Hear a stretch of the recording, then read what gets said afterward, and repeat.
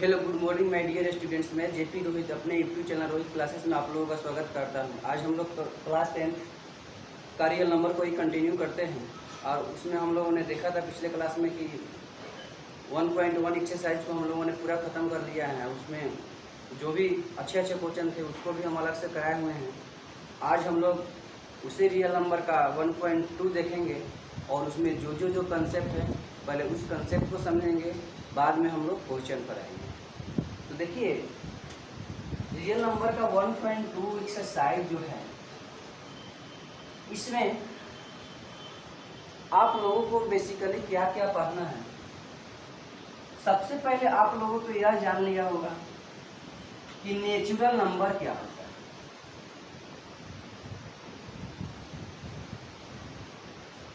तो natural number के बारे में आप लोगों को जानकारी होना चाहिए कि वैसा नंबर जो 1 से स्टार्ट होता है और जिसको हम काउंट कर सकते हैं उसको हम क्या कहते हैं, नेचुरल नंबर। दूसरा बात आप लोगों को यह ध्यान में रखना है इवन नंबर क्या होता है। इस बात को हम पहले भी बता दिए हैं लेकिन इसमें भी बताना जरूरी है, इसलिए हम इसको भी यहाँ पर लेकर के चल रहे हैं।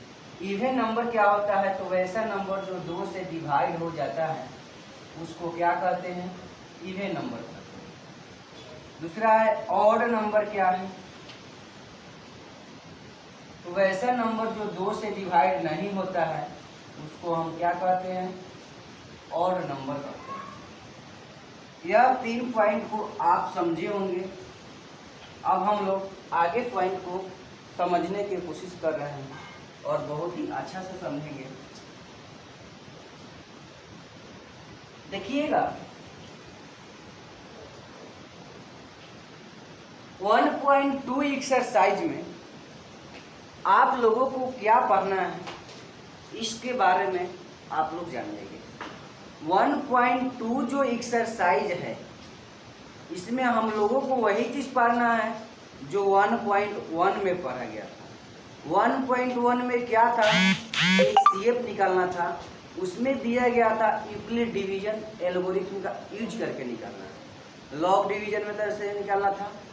यहाँ पे हम लोग एचसीएफ भी निकालेंगे और एलसीएम भी निकालेंगे, लेकिन यहाँ पे हम लोग प्राइम फैक्टराइजेशन मेथड के द्वारा निकालना है। काम वही करना है लेकिन थोड़ा सा हमको करने का जो मेथड होगा वह दूसरा होगा।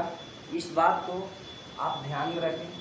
तो देखिए 1.2 है एक्सरसाइज, इसमें आपको जो टर्म समझना है वह टर्म है सबसे पहला प्राइम नंबर। क्योंकि हमको प्राइम फैक्टराइजेशन पढ़ना है तो पहले क्या पढ़ना पड़ेगा, प्राइम नंबर को पढ़ना पड़ेगा। देखिए हमने एक प्राइम नंबर एग्जाम्पल के तौर पर ले लिया 2, तो बोलिए इसका हम जो प्राइम फैक्टर निकालेंगे तो 2 इंटू क्या निकालेंगे, 1 निकालेंगे। तो इसका प्राइम नंबर का मतलब क्या होता है, तो अगर कोई नंबर को आपको प्राइम नंबर बनाना होगा तो सबसे पहले इसका आप तो डेफिनेशन जानते होंगे। प्राइम नंबर क्या होता है, वह नंबर जो 1 से या खुद से डिवाइड होता है वैसे नंबर को प्राइम नंबर बोलते हैं। लेकिन हम लोगों को यहाँ पर कुछ कंडीशन को ध्यान में रखना है कि प्राइम नंबर किसे कहेंगे। आपको याद रखना है कि प्राइम नंबर वे नंबर है जिसका 2 डिफरेंट फैक्टर है।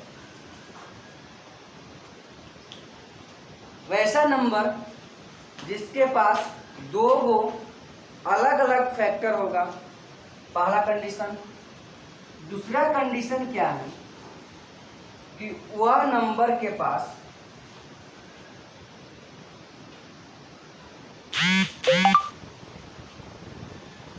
उस नंबर के पास 1 का भी फैक्टर होना चाहिए। तीसरा पॉइंट क्या है कि वह जो नंबर होगा वह जो नंबर होगा इटसेल्फ होगा। इटसेल्फ का मतलब क्या होता है कि उसमें वही नंबर को इंक्लूड किया गया होगा। तो आप इस डेफिनेशन को ध्यान में रखें और इसे हम आगे कंटिन्यू करते हैं। तो देखिए, यह जो प्राइम नंबर है, आपको याद रखना है, प्राइम नंबर वे नंबर होंगे जिसके पास, याद रखना है, ओनली याद रखना है, ओनली 2 डिफरेंट फैक्टर होंगे। मतलब कि दो को जो होगा अलग अलग फैक्टर होगा। दूसरा पॉइंट कि उसमें जो होगा 1 होगा कि नहीं, तो हाँ, 1 का भी फैक्टर होना चाहिए। तीसरा पॉइंट कि उसमें यहाँ पे नो मतलब आप लोग नहीं समझिएगा, नो का मतलब यहाँ पे नंबर लिखा हुआ है। जो भी नंबर होगा वह इटसेल्फ होना चाहिए, इटसेल्फ होना चाहिए। तो वैसे नंबर को हम लोग क्या बोलेंगे, प्राइम नंबर बोलेंगे। इस बात को आप समझे होंगे, तो क्या हम इसे अपना डेफिनेशन के तौर पर लिख सकते हैं।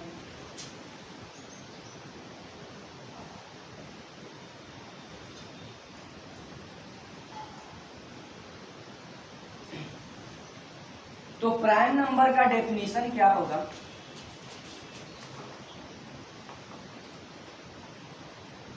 The number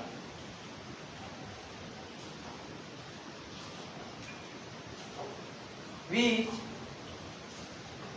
have only 2 different factor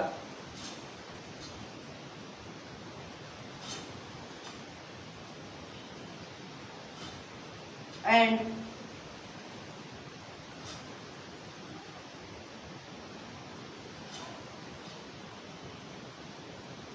two different factors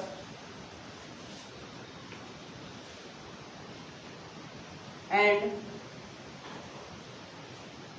include factor of 1, itself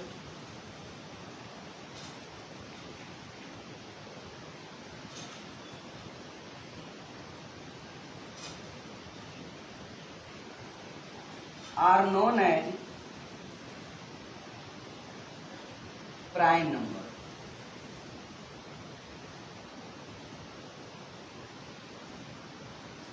way number जिसके पास 2 गो डिफरेंट फैक्टर होना चाहिए और उसमें क्या इंक्लूड होना चाहिए, 1 का फैक्टर भी इंक्लूड होना चाहिए।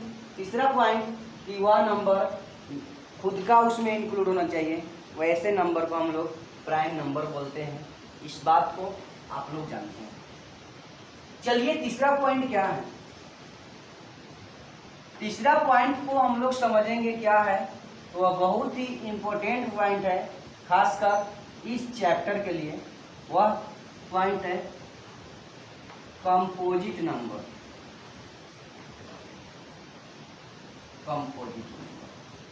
तो इस पॉइंट को आप लोग समझें, बहुत ही इजी है और छोटा सा डेफिनेशन है। देखिए, कंपोजिट नंबर क्या होता है। सबसे पहला बात कि इसके पास क्या होना चाहिए, डिफरेंट फैक्टर होना चाहिए, मोर देन 2 डिफरेंट फैक्टर। अगर वह नंबर जिसके पास 2 डिफरेंट फैक्टर हो, 2 नहीं, 2 या 2 से अधिक डिफरेंट फैक्टर हो, वैसे नंबर को हम लोग कंपोजिट नंबर के नाम से जानते हैं। तो अगर हम आपके पास एग्जाम्पल दें कि बताइए 2 क्या कंपोजिट नंबर है, तो आप सबसे पहले क्या करेंगे, 2 का फैक्टर निकालेंगे। तो फैक्टर आएगा 1 और क्या आएगा, 2 आएगा। तो 1 और 2 आया, तो आप क्या बोलेंगे कि यह जो 2 जो नंबर है, इसमें जो इसका फैक्टर आ रहा है या तो 1 है और क्या है 2 है, तो हम क्या कह सकते हैं कि यह तो फॉलो कर रहा है रूल को। क्या रूल है? इसके पास 2 गो फैक्टर है और वह दोनों क्या है डिफरेंट है और उसमें 1 भी इंक्लूड है और वह नंबर जो है वह खुद से इंक्लूड है। तो यह तो डेफिनेशन किसका होता है? प्राइम नंबर का होता है। तो इसका मतलब है कि 2 क्या है? एक प्राइम नंबर है, ना कि कंपोजिट नंबर। प्राइम नंबर का 1-2 और एग्जांपल देखते हैं, तो इसको एग्जांपल में लेंगे। इसका एग्जांपल जैसे हमने लिख लिया 3, तो बोलिए 3 का क्या होगा? 1 होगा और क्या होगा 3। आपका डेफिनेशन क्या कहता है रूल कि उसका हमेशा 2 को क्या होना चाहिए? डिफरेंट फैक्टर होना चाहिए। क्या यह फैक्टर सेम है क्या? तो यह सेम नहीं है। यह दोनों जो फैक्टर है इसमें 1 भी होना चाहिए, तो 1 भी है और इटसेल्फ भी होना चाहिए वह नंबर, तो वह इटसेल्फ भी है। इसका मतलब है कि यह नंबर एक क्या है? Prime number. इस बात को आप बहुत ही अच्छे तरीके से समझे होंगे। अब देखते हैं दूसरा एग्जांपल कंपोजिट नंबर पर। तो देखिए कंपोजिट नंबर का एग्जांपल क्या होगा। सबसे पहले अगर हम आपसे बोले कि 2 है, तो अगर यह 2 है तो क्या यह कंपोजिट नंबर है या नहीं है? आप मुझे बताएं। तो आप इसे क्या कहेंगे? 2 जो है इसके पास या तो 1 का फैक्टर है, नहीं तो 2 का फैक्टर है। तो क्या इसके पास 2 डिफरेंट फैक्टर है? हमने डेफिनेशन में क्या लिखा कि मोर देन 2 डिफरेंट फैक्टर, मतलब कि इसके पास हमेशा 2 से अधिक क्या होगा? फैक्टर होगा। तो क्या इसके पास 2 से अधिक फैक्टर है? तो नहीं है। इसका मतलब कि यह कंपोजिट नंबर नहीं। इस बात को आप समझो। दूसरा एग्जांपल देखते हैं 3। तो 3 भी क्या है? 1 और 3 का ही है। तो बोले क्या यहाँ पे 2 से ज्यादा फैक्टर है इसका? तो नहीं, तो यह भी नहीं है। लेकिन हम 4 के पास जाएंगे तो बोलिए क्या यह 4 जो हमने नंबर लिखा है यह 4 कौन क्या कंपोजिट नंबर है या नहीं है? तो आप क्या कहेंगे? यह जो 4 है इसका फैक्टर, पहले हमारा डेफिनेशन क्या कहता है? उसका फैक्टर लिखना है। फैक्टर में 1 होगा, 2 होगा और क्या होगा? 4 होगा। तो आप बोलेंगे इसका जो फैक्टर है कितना फैक्टर है? तो मोर देन 2 डिफरेंट फैक्टर है। बोलिए क्या यह सेम फैक्टर है इसमें? तो नहीं, यह क्या है? अलग अलग फैक्टर है। इसका मतलब है कि यह जो नंबर है 4, 1 भी है इसमें, 2 भी है और क्या है 4 भी है और दोनों फैक्टर डिफरेंट डिफरेंट है। इसका मतलब है यह कौन सा नंबर है? तो यह कंपोजिट नंबर है। इस बात को आप समझो। जैसे हमने लिख दिया 6, तो बोलिए इसका फैक्टर 1 होगा, 2 होगा और 3 होगा। आप देख रहे हैं हमने क्या डेफिनेशन लिखा है? बस डेफिनेशन बजाइए, इसका 2 से अधिक क्या होना चाहिए? फैक्टर होना चाहिए। तो बोलिए 6 के पास क्या 2 से अधिक फैक्टर है कि नहीं? और डेफिनेशन क्या है? वह डिफरेंट होना चाहिए। तो क्या यह डिफरेंट है या नहीं है? तो है। इसका मतलब है कि यह क्या होगा? कंपोजिट नंबर होगा। क्या इस बात को आप समझे या नहीं समझे? तो उम्मीद करते हैं आपको यह पॉइंट समझ में आया होगा और हम आगे की तरफ मूव करते हैं। देखिए अगर इतना समझ लिए हैं तो थोड़ा सा प्राइम फैक्टर के बारे में भी जान जाते हैं कि प्राइम फैक्टर क्या है। देखिए प्राइम फैक्टर क्या होता है? फैक्टर तो जानते हैं, फैक्टर का मतलब क्या होता है कि छोटे छोटे पार्ट में उसको क्या कर देना? तोड़ देना। लेकिन यहाँ पे लगा हुआ है प्राइम। इसका मतलब है कि जो भी आपको फैक्टर तोड़ना है और जो भी आपको फैक्टर लेना है वह हमेशा प्राइम होना चाहिए।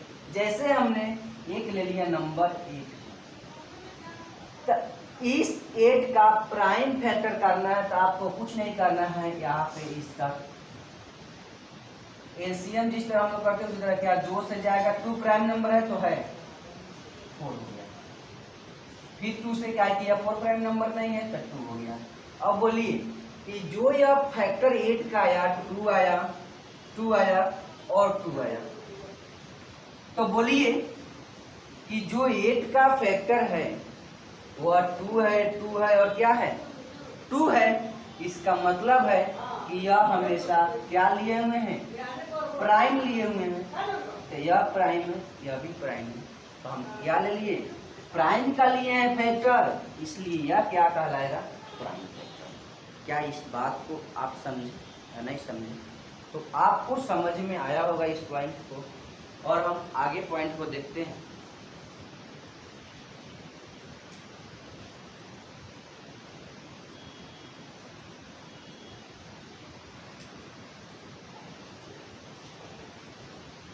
चलिए, तो हम सबसे पहला पॉइंट जो एक्सरसाइज 1.2 में है उसी पॉइंट की ओर आगे बढ़ते हैं।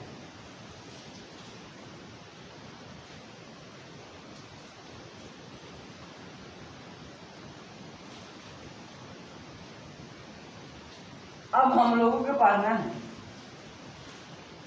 एक पॉइंट को और समझते हैं, उसके बाद पढ़ते हैं। देखिए, जो भी नेचुरल नंबर होता है, नेचुरल नंबर, तो आपको याद रखना है कि कोई भी नेचुरल नंबर होगा वह प्रोडक्ट होगा, प्रोडक्ट ऑफ प्राइम फैक्टर। कि जो नेचुरल नंबर है वह किसका फैक्टर होगा, नेचुरल नंबर को हम प्राइम फैक्टर के प्रोडक्ट के रूप में लिख सकते हैं। जैसे हम एक एग्जांपल दिए थे 2, तो बोलिए प्राइम फैक्टर क्या है, 1 है और क्या है, 2 है। तो हम 2 का प्राइम इसका फैक्टर निकलेगा, 2 आएगा और क्या आएगा, 1 आएगा। तो क्या इसको हम लिख सकते हैं कि नहीं। दूसरा हमने ले लिया 6, तो बोलिए 1 आएगा, 2 आएगा और क्या आएगा, फिर 1 इसलिए ले लेते हैं कि 1 जो होता है या हर नंबर का क्या होता है, एक फैक्टर होता है, इसलिए हम इसको 1 को इंक्लूड करके चलते हैं। तो देखिए 6 है, तो 6 का जो फैक्टर होगा 1 होगा, 2 होगा और क्या होगा, 3। तो हमने देखा कि यह प्राइम फैक्टर में आ गया है, तो हम इसको क्या कर सकते हैं, इसके प्रोडक्ट या एक नेचुरल नंबर है तो इसको क्या लिख सकते हैं, 1 इंटू 2 इंटू 3। तो बोलिए इसको हम प्रोडक्ट के रूप में लिख सकते हैं, तो बिल्कुल लिख सकते हैं। तो हम आगे पॉइंट को समझते हैं। आपको यही याद रखना है कि जो भी नेचुरल नंबर होंगे उसको आप क्या लिख सकते हैं, तो प्राइम फैक्टर के प्रोडक्ट के रूप में लिख सकते हैं। दूसरा पॉइंट एक और जानते हैं कि जो भी कंपोजिट नंबर होंगे, जो भी कंपोजिट नंबर होंगे उनको आप ध्यान दीजिए इस बात पे, प्रोडक्ट ऑफ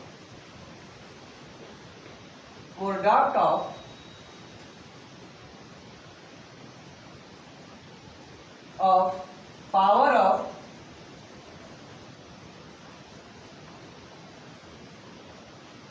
प्राइम फैक्टर, इस पॉइंट को आप लिख सकते हैं कि जो भी कंपोजिट नंबर होंगे उसको आप प्राइम फैक्टर के पावर के प्रोडक्ट के रूप में लिख सकते हैं। जैसे एक एग्जांपल समझते हैं, जैसे एग्जांपल के तौर पर हमने ले लिया एग्जांपल 8 ले लिया, तो बोलिए इसका फैक्टर क्या होगा, 2 इंटू 2 इंटू 2। बोलिए आप प्राइम नंबर है या नहीं है, 2 तो है, तो बोलिए जो 8 है इस प्राइम नंबर को हम इसके प्रोडक्ट के रूप ले सकते हैं, पावर में कई बार 1 2 3, तो यही पावर में हो गया, 1 के पावर 1 इंटू 2 के पावर 3। इसी बात को हमने बताया कि जो भी कंपोजिट नंबर होंगे, याद रखें कंपोजिट नंबर को ही हम प्राइम नंबर के प्रोडक्ट के पावर के रूप में लिख सकते हैं। दूसरा एग्जांपल एक और देखते हैं,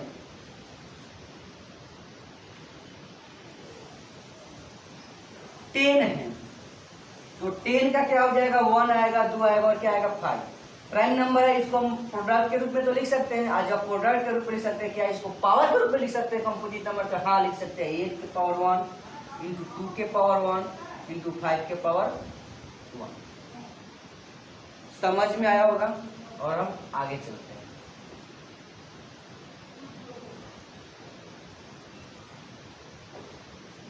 चलिए अब हमारा जो पॉइंट है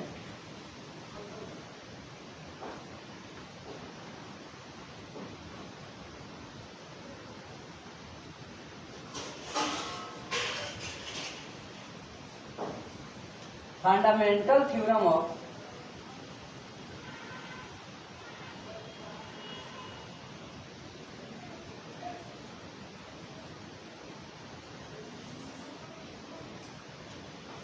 arithmetic. Fundamental theorem of arithmetic क्या कहता है, इस बात को आप बहुत ही अच्छा से समझिएगा और इसके बारे में आप लोगों को थोड़ा अच्छे से हम समझाने की कोशिश करेंगे। देखिए फंडामेंटल थ्योरम ऑफ अर्थमेटिक क्या है। सबसे पहली बात कि इस फंडामेंटल जो थ्योरम है अर्थमेटिक का एक पोर्शन है और इसके बारे में आप लोगों को थोड़ा सा जानकारी लेना है। तो जानकारी को बाद में लेंगे, पहले हम इस पॉइंट पर आते हैं। देखिए फंडामेंटल थ्योरम ऑफ अर्थमेटिक क्या कहता है कि जो भी कंपोजिट नंबर होगा, जो हमने अभी बताया है, जो भी कंपोजिट नंबर होगा उसको आप प्रोडक्ट ऑफ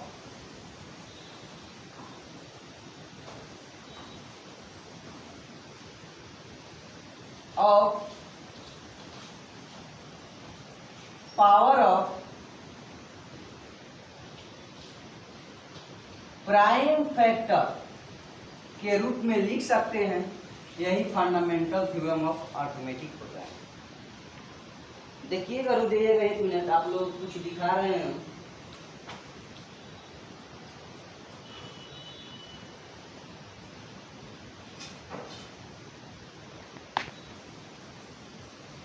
चलिए क्या है इस पॉइंट को हम समझते हैं कि कंपोजिट नंबर जो होगा उसको आप किसके फॉर्म में लिख सकते हैं, तो product of power of prime factor के फॉर्म में लिख सकते हैं। मतलब कि जो भी प्राइम फैक्टर का जो प्रोडक्ट आया उसको आप उसके पावर के रूप में लिख सकते हैं। इस बात को फंडामेंटल थ्योरम ऑफ अर्थमेटिक आता है। दूसरा बात इन्होंने यह जो स्टेटमेंट है वो क्या कहता है कि जैसे हम किसी को भी प्राइम फैक्टर के रूप में लिखेंगे, या तो आप प्राइम फैक्टर पावर को भी नहीं लेंगे तो कोई दिक्कत नहीं, इसको छोड़ भी सकते हैं, इसको ले भी सकते हैं। तो जो भी कंपोजिट नंबर होंगे उसको आप प्रोडक्ट के रूप में लिख सकते हैं। दूसरा, जैसे हमने लिया 8, 6 लिया और इसको जैसे हम इसका प्राइम फैक्टराइजेशन करेंगे तो 1 के पावर 1 होगा, 2 के पावर 1 होगा और 3 के पावर 1 होगा। इस बात को आप भी जानते हैं, हम भी जानते हैं। क्या नहीं जानते हैं उसको देखते हैं। 6 को आप क्या लिखते, अभी बोले उन्होंने कहा कि किसी भी कंपोजिट नंबर को या तो आप पावर में लिखे या तो किसके रूप में लिखे, उसके प्रोडक्ट के रूप में लिखे। तो इतना तो हमने लिख दिया, लेकिन उन्होंने एक बात और भी कहा कि जैसे 6 का हमने प्राइम फैक्टर किया है, 1 है, 2 है और क्या है 3 है, तो इसको आप इस तरह भी लिख सकते हैं, इस तरह भी 2 × 3 × 1। इसका पोजीशन भी चेंज करेंगे तो इसके वैल्यू पर कोई चेंजेस नहीं आएंगे। तो हम इसको 3 × 1 × 2 लिखते हैं। मतलब कि अगर हम 6 का प्राइम फैक्टर निकाल रहे हैं, पावर के रूप में निकालें या प्रोडक्ट के रूप में निकालें, तो जो हम प्राइम फैक्टर लिखे हुए हैं तो आप अगर हम इसको 1 2 3 लिखते हैं तो अगर कोई 6 को कभी भी या तो 1 आएगा, नहीं तो 2 आएगा, नहीं तो क्या आएगा 3 आएगा, दूसरा कोई भी नंबर नहीं आएगा। तो देखिए 6 को हमने 1 लिखा, 2 लिखा और 3 लिखा। एक स्टूडेंट आया, उसने 2 लिखा, 3 लिखा और क्या लिखा 1। तो आपको दिखाई दे रहा होगा 6 का कोई भी प्राइम फैक्टर लिखेंगे वह इस नंबर 1 2 3 को छोड़ करके दुनिया में कोई भी ऐसा विद्वान नहीं है जो इसके अलावा कोई दूसरा बता सकता है। मतलब कि हम कह सकते हैं कि जो भी इसका जो प्राइम फैक्टर आएगा और जो भी हम इसका फैक्टर लिखेंगे वह हमेशा एक यूनिक वैल्यू होगा, उसका मान कभी भी नहीं बदलेगा। जैसे हमने 6 का हमने मान बताया 1 2 3, दूसरा भी आएगा तो 1 2 3 में से ही कोई लेगा, उसके पोजीशन चेंज कर देने से उस पर कोई भी फर्क नहीं पड़ता है। इस बात को आप ध्यान में रखें। जैसे हमने लिखा 6 का 1 2 3, कोई दूसरा भी आएगा तो 1 2 3 ही बोलेगा, उसका पोजीशन चेंज कर देने से उसके वैल्यू पर कोई भी इफेक्ट नहीं पड़ने वाला है। तो इतना जान गए कि उन्होंने क्या कहा। फंडामेंटल थ्योरम ऑफ अर्थमेटिक के बारे में हम और चीज देखेंगे, लेकिन पहले इस थ्योरम क्या कहता है। यह थ्योरम कहता है कि जो भी कंपोजिट नंबर होंगे उसे आप प्राइम नंबर के प्रोडक्ट के रूप में लिख सकते हैं, या प्राइम नंबर के प्रोडक्ट के रूप में अगर लिख सकते हैं तो उसे आप कंपोजिट नंबर को पावर के रूप में भी लिख सकते हैं। और जो भी यह वैल्यू आएगा वह कभी भी होगा तो एक यूनिक वैल्यू होगा, उसका मान कभी भी चेंजेस नहीं आएगा। इस बात को आप समझ गए। चलिए तो हम आगे बढ़ते हैं।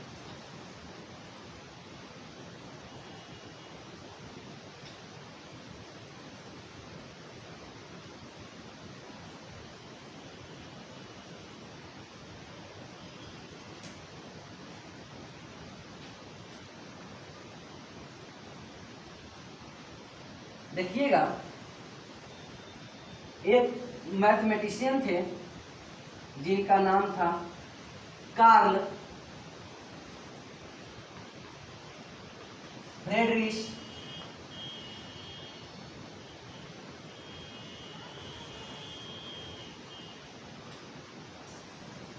गाउस। स्पेलिंग आप लोग देख सकते हैं, थोड़ा में मिस्टेक होगा, हम देख लेते हैं।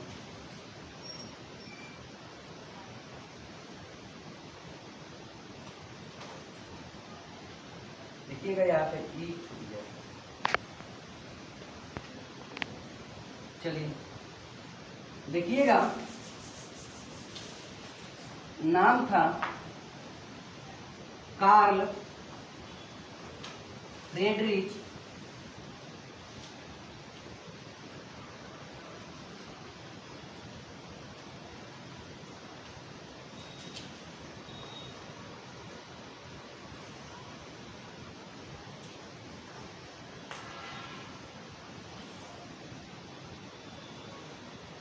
जो कार्ल फ्रेडरिच गाउस थे, इन्होंने क्या कहा इनके बारे में थोड़ा सा समझ लेना है। इन्होंने ही सबसे पहली बार इस जो फंडामेंटल थ्योरम ऑफ अर्थमेटिक है,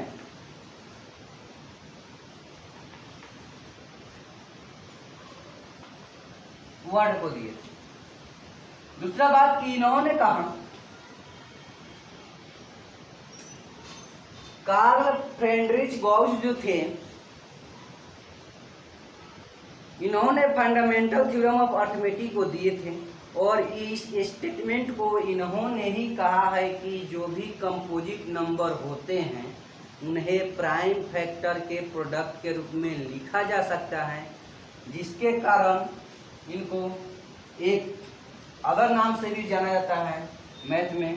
इन्हें क्या बोला जाता है, प्रिंस ऑफ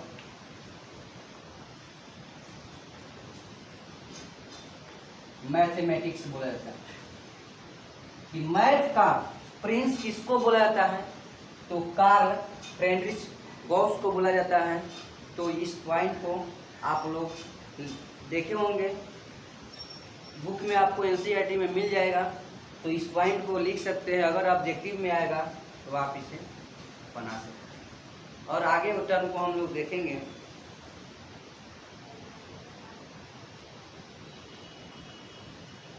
चलिए तो हम इसको आप समझ गए, इनका जन्म भी जान जाइएगा। 1777 में हुआ था और इनका डेथ जो हुआ था 1855 में हुआ। देखिए कार्ल, एक बार और रिपीट करते हैं कि कार्ल फ्रेडरिच गाउस जो थे, इन्होंने अर्थमेटिक को दिए थे और इनका जन्म जो हुआ है 1777 में हुआ है और इनका निधन जो हुआ है 1855 में हुआ है। इन्होंने अर्थमेटिक वर्ड को दिया और उन्होंने कहा कि जो भी फंडामेंटल थ्योरम ऑफ अर्थमेटिक को भी इन्होंने ही दिया था, और कहा कि जो भी कंपोजिट नंबर होते हैं उन्हें आप किसके फॉर्म में लिख सकते हैं, तो प्राइम नंबर के प्रोडक्ट के रूप में लिख सकते हैं। इसीलिए इन्हें प्रिंस ऑफ मैथमेटिक्स भी कहा जाता है। इसीलिए नहीं, मतलब कि वो एक टाइटल दिया गया प्रिंस ऑफ मैथमेटिक्स। तो हम इससे आगे अब देखते हैं क्या है। देखिए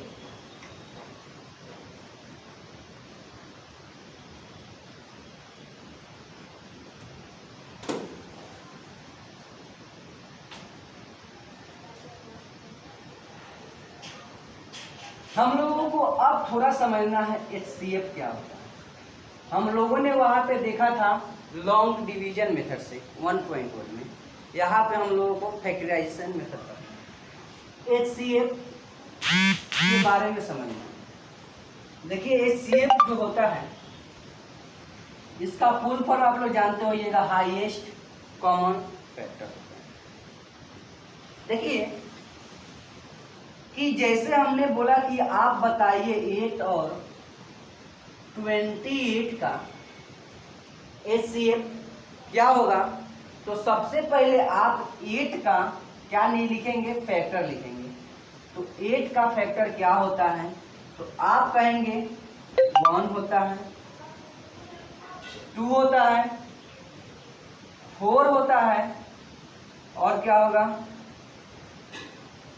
1 2 4 और क्या होगा 8। दूसरा 28 का फैक्टर क्या होता है, 1 होता है, 2 होता है, और 4 होता है, 7 होता है, 14 होता है, और क्या होगा 28, और कोई होगा इसमें। तो देखिए जैसे हम इस नंबर को लिखे और हमने पूछा है आपसे क्या निकाले, HCF निकाले, तो आप समझ रहे हैं कि C का मतलब क्या होता है, कॉमन होता है। H का मतलब क्या होता है, हाईएस्ट, आया 1 से फैक्टर। तो हमने 8 का जो फैक्टर किया, 1 आया, 2 आया, 4 आया, और क्या आया 8 आया। 28 का जो फैक्टर किया तो 2 आया, 1 आया, 2 आया, 4 आया, 7 आया, 14 आया, और क्या आया 28 आया। तो आप देख रहे हैं कि बात कर रहा है कॉमन का, तो इस 8 के फैक्टर में 1 और 1 कॉमन है, इसमें 2 और 2 कॉमन है, इसमें 4 और 4 कॉमन। क्या और आगे कॉमन है, तो नहीं।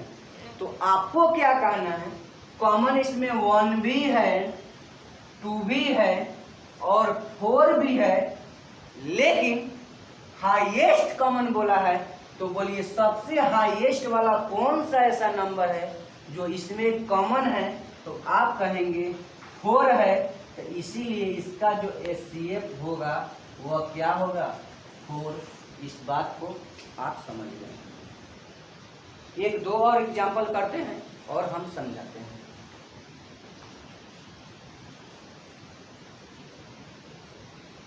इस बात को हम ट्रिक वाले मेथड से भी देखेंगे, जल्दी वाले से कैसे बनता है, कैसे बनाएंगे प्राइम फैक्टर से। जैसे एक और एग्जांपल हम देखते हैं कि अगर आपसे पूछा जाए 14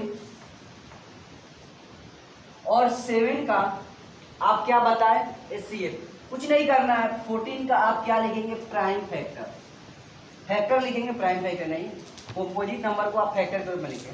1 होगा, 2 होगा, 7 होगा, 14 होगा। 7 का 1 होगा और 7 होगा। तो आपको क्या निकालना है, HCF। तो HCF निकालना है तो आप क्या करेंगे कि इसमें कॉमन बोला है तो पहले कॉमन खोजिए। तो 1 कॉमन है तो इधर से 1 कॉमन है, 7 कॉमन है इधर से 7 कॉमन है। तो बोलिए 2 नंबर कॉमन है लेकिन होगा कौन, तो हाईएस्ट वाला होगा।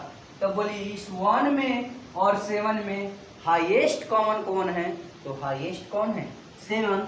तो आपका आंसर क्या हो जाएगा 7। क्या इस बात को आप समझ रहे हैं या नहीं समझ रहे हैं? अगर समझ रहे हैं तो हम दूसरा कुछ देखते हैं।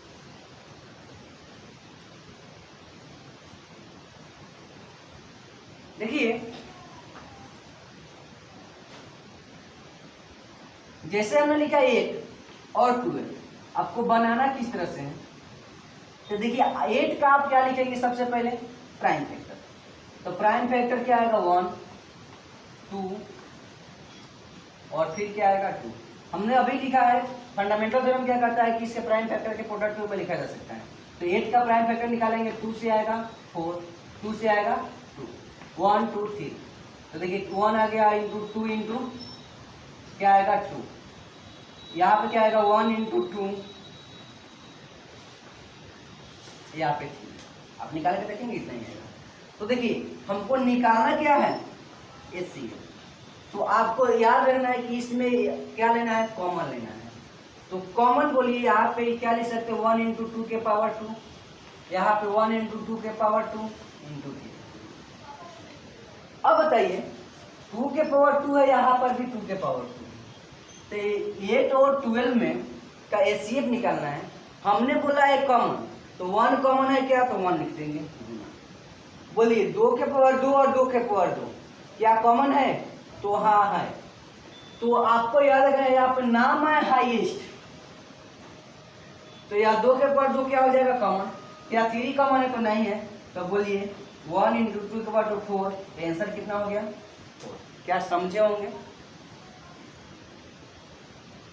एक और क्वेश्चन देखते हैं, याद रखिएगा कॉमन देखना है, हाईएस्ट रहेगा तो आपको पावर जो देखना है, ट्रिक बता दे रहे हैं, वह लो वाला कि छोटा सा पावर कौन है उसी को आपको लेना है।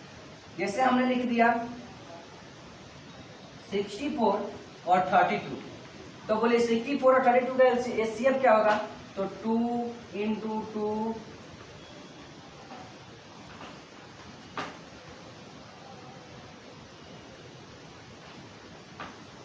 बोलिए 2 को हम क्या लिख सकते हैं पावर के रूप में, 1 2 3 4 5 6, 2 के पावर 6, 1 2 3 4 5, 2 के पावर 5। देखिए क्या है कि हमने लिखा है HCF निकालना है, कॉमन फैक्टर चाहिए। तो कॉमन फैक्टर क्या है, तो 2 वाला है। तो देखिए यहाँ पे 2 के पावर 6 है और यहाँ पे 2 के पावर क्या है, 5 है। तो आपको क्या लेना है, और आप सोचिएगा कॉमन क्या चाहिए, बताइए 2 के पावर 6 है, 2 के पावर 5 है, तो जो भी कॉमन आएगा तो बताइए यह इसमें मिल रहा है और यह इसमें मिल रहा है, मतलब कि 1 और 2 तो कॉमन आ गया, दूसरा यह 2 है तो एक और कॉमन आ गया, तीसरा यह है तो एक और कॉमन आ गया, चौथा यह है तो एक और कॉमन आ गया, पांचवा यह है तो एक और कॉमन आ गया, और छठा कोई है, कोई तो नहीं है। इसका मतलब कि दोनों में कॉमन नहीं है, तो जो कॉमन नहीं है उसको आपको नहीं लेना है, छोड़ देना है। तो बताइए 2 के पावर 6 और 2 के पावर 5 में कॉमन कौन होगा, किसमें दोनों मिलेगा, तो 2 के पावर 5 एक ऐसा टर्म है जो इस वाले में भी है और इस वाले में भी है।